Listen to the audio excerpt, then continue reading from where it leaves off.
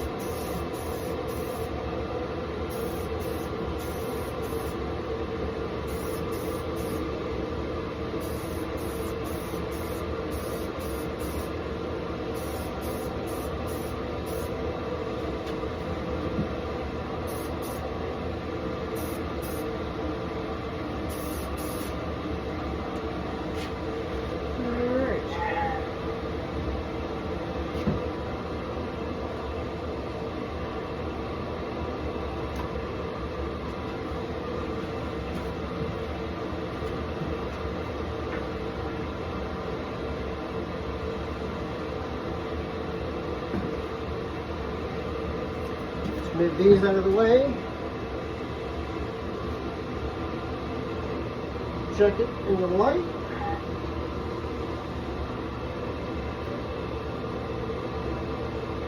Quite pleased with that.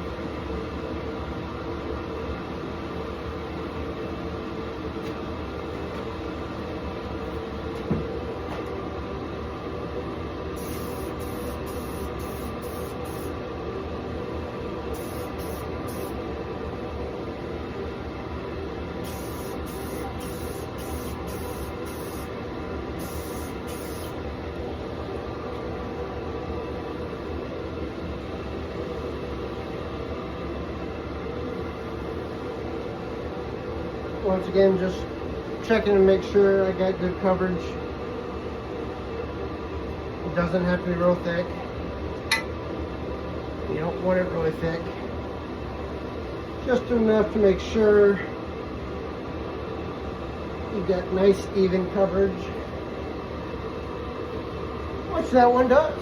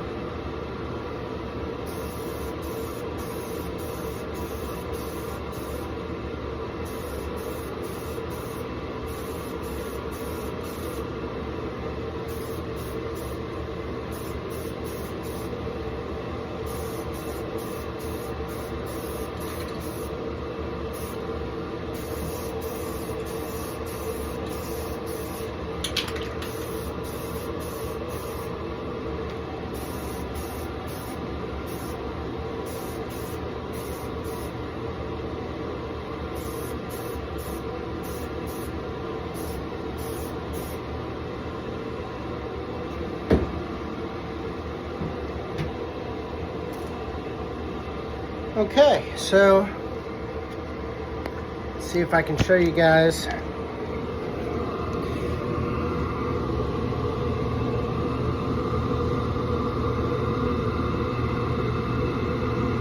Everything's kind of got a nice gloss white where all the lettering will go.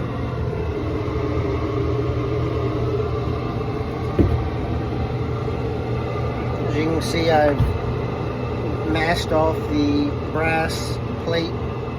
It's held in with rivets, so I really don't want to mess with those. They're brass rivets, so it's a nice clean look.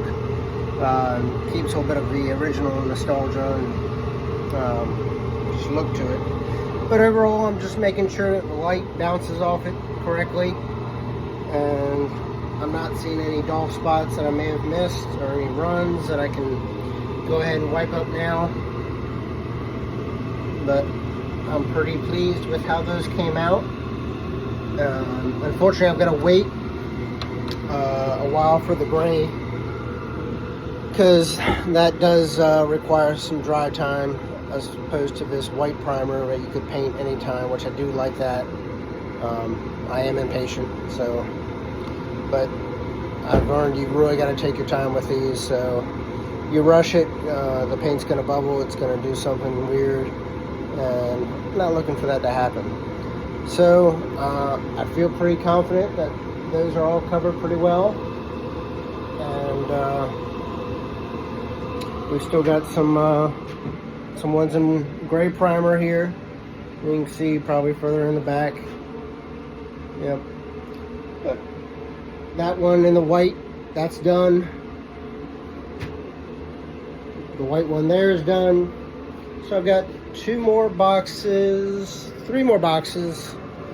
or 2.5 rather, that need the final white top coat.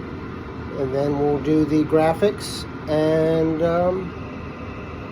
then the blue. So moving along nicely, and I will see you at the next step.